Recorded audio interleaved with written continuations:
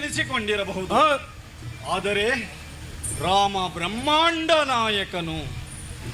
ಸೃಷ್ಟಿ ಸ್ಥಿತಿ ಲಯ ವಿಕಾಸಗಳ ಅಧಿಕಾರ ಉಳ್ಳವನು ಎನ್ನುವಂತಹ ಸತ್ಯವನ್ನ ನೀವು ಗ್ರಹಿಸಬೇಕು.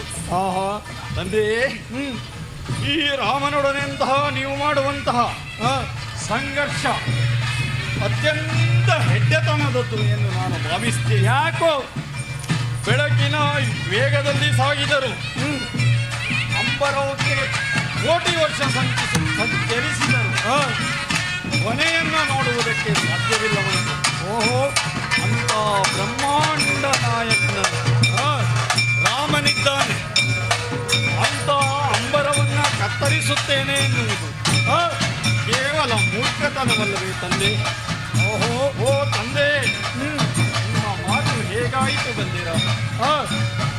ಉರಿಯುತ್ತಿರುವಂತಹ ಅಗ್ನಿಗೆ ಪತಂಗವನ್ನು ಎರಗಿ ನಾಶಪಡಿಸುತ್ತೇನೆ ಅಂದ್ರೆ ಆ ಪತಂಗವೇ ನಾಶವಾದೀತೆ ವಿನಃ ಎಲ್ಲಿಯಾದರೂ ಅಗ್ನಿ ನಾಶವಾಗುವುದಕ್ಕುಂಟೆ? ನಿಮ್ಮ ಈ ಕಾರ್ಯತಂತ್ರಗಳಿಂದ ಅಗ್ನಿಯಂತೆ ರಾಮ ಪ್ರಜ್ವಲಿಸಿದ್ದಾನೆ. ನೀವು ವಿನಾಶದತ್ತ ಸಾಗುತ್ತಾ ಇದ್ದೀರಲ್ಲ. ಓ ತಂದೆ, ಮಗನೇ, ನಿಮ್ಮ ಮರುಳಾಟಿಕೆಗಳಿಂದ ನೀವು ಮಾಡುತ್ತಿರುವಂತಹ ಕಾರ್ಯ ಹೇಗಾಯಿತು? ಏನಾಯಿತು? ಇರುವೆಯು ಸಾಗುತ್ತಿರುವಾಗ